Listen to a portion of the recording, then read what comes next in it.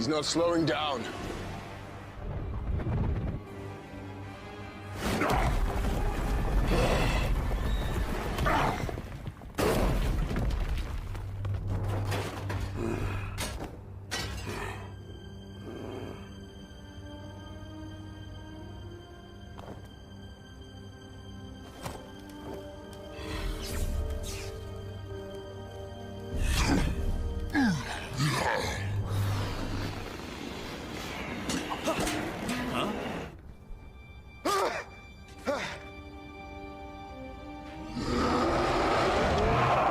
What just happened?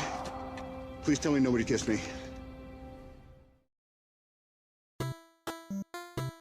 Man, thinking back, LEGO Marvel Superhero is one of those games that sticks with you, even if you haven't touched it in years. I first played this back in 2013 when I was pretty small, and I remember being completely blown away. At first glance, it's just another LEGO game, right? Open world, collectathons, a ton of characters, a lot of jokes, but honestly, LEGO Marvel Superheroes did so much more than just that. Today, I want to break down why this game wasn't just fun, but why it was perfect for its time, why it was a huge step forward for LEGO games, and why it still holds up so well for people who grew up playing it. Let's set the scene. 2013, LEGO Batman 2 had came out a year earlier. If you haven't seen that, go check that video out. And LEGO games were already experimenting with voice acting and open worlds. But LEGO Marvel Superheroes took everything up a notch. 2013 was also the early Marvel movie era. Iron Man 3 was about to release, Thor 2 was coming. The MCU was really starting to dominate pop culture. And kids like me were seeing superheroes everywhere. On TV, in movies, in toys. So when LEGO Marvel Superheroes dropped, it felt huge. It wasn't just a game, it was like a giant sandbox of the Marvel universe. You could play as Iron Man, Spider-Man, Captain America, Wolverine, Hulk, Black Widow, Thor. I mean, basically every hero you have ever imagined, especially from Marvel. In the villain roster, let's just say Galactus. You're literally stopping a cosmic being while jumping between LEGO New York rooftops. For a 2013 kid, that was mind-blowing. And at its core, LEGO Marvel Superheroes follows classic LEGO gameplay.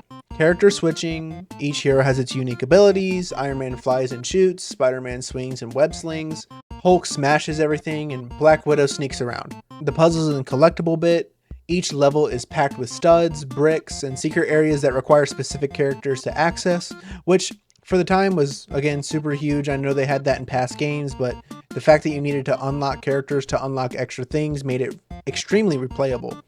Open world New York City. This is one of the biggest improvements over LEGO Batman 2. New York City wasn't just a hub world, it felt alive. Skyscrapers, side missions, random chaos, and hidden areas everywhere. Flying around as Iron Man or swinging around as Spider-Man was pure joy. What really made it shine though, was how connected it felt to the Marvel universe. This wasn't just Batman-style Gotham or some generic LEGO city.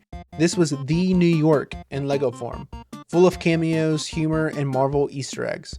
And the combat was simple, but it was so satisfying. You're smashing robots, stopping villains, and building things on the fly. Classic LEGO was fun, but with Marvel flair. One of the biggest draws was the sheer number of characters. Every hero came with their own abilities. Unlocking characters was rewarding, not just a checklist. Minor characters like Daredevil or Miss Marvel were in the game, which gave Marvel fans serious joy. The writing leaned into Marvel humor too. Stanley, at your service.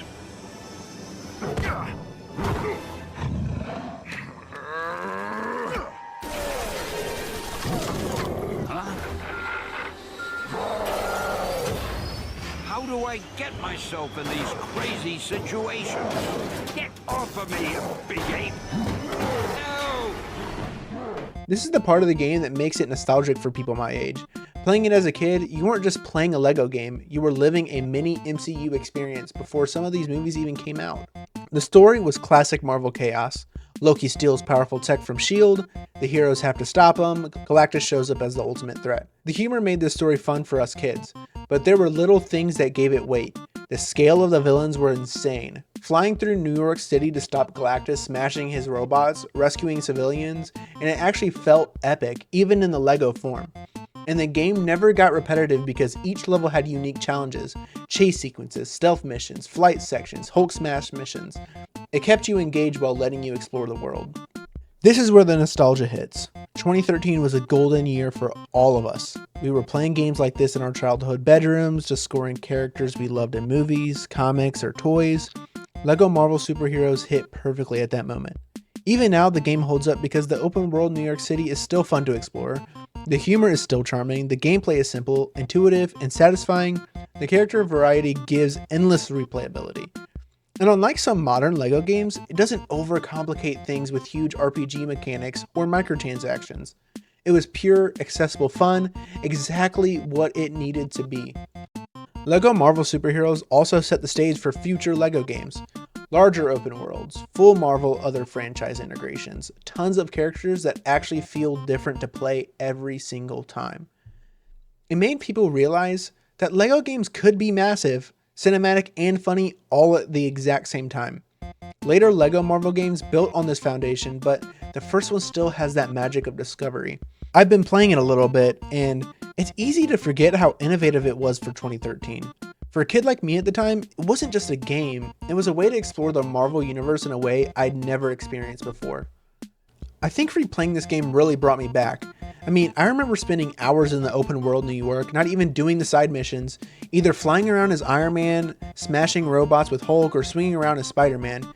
You could literally spend a whole afternoon exploring rooftops, or just laughing at NPCs being chaotic. This was a time where I couldn't play GTA, so even more expansive on Batman's side of things, Marvel really opened up with that feeling that you can just do whatever you want, the sandbox feeling. And these little details will always surprise me.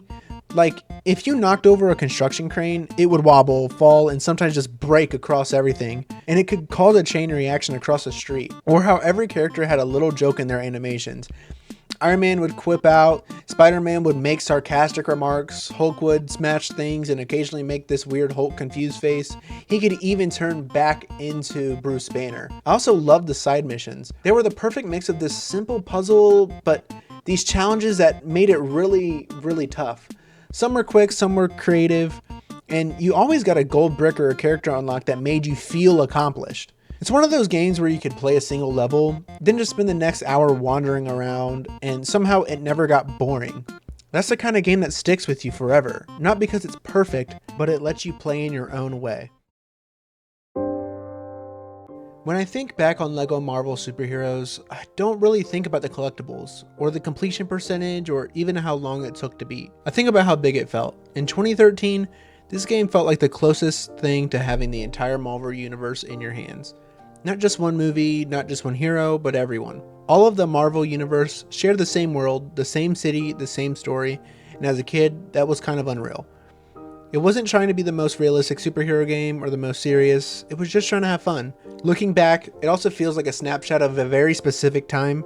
2013 was when a lot of us were really discovering games on our own, building tastes, staying up late just exploring open world for no reason, other than curiosity. And yeah, it's not perfect, it's a little messy, the humor doesn't always land every single time, but some parts definitely show their age. But that's what I feel like makes it a little bit better. It feels honest, it feels like a game made with genuine excitement for these characters, not a cash grab. So whether you play this as a kid, or you're just coming back to it now, LEGO Marvel Superheroes still holds something special. Not because it reinvented superhero games, but because it reminded us on how much fun they can be. And honestly, that's why I feel like people still talk about it.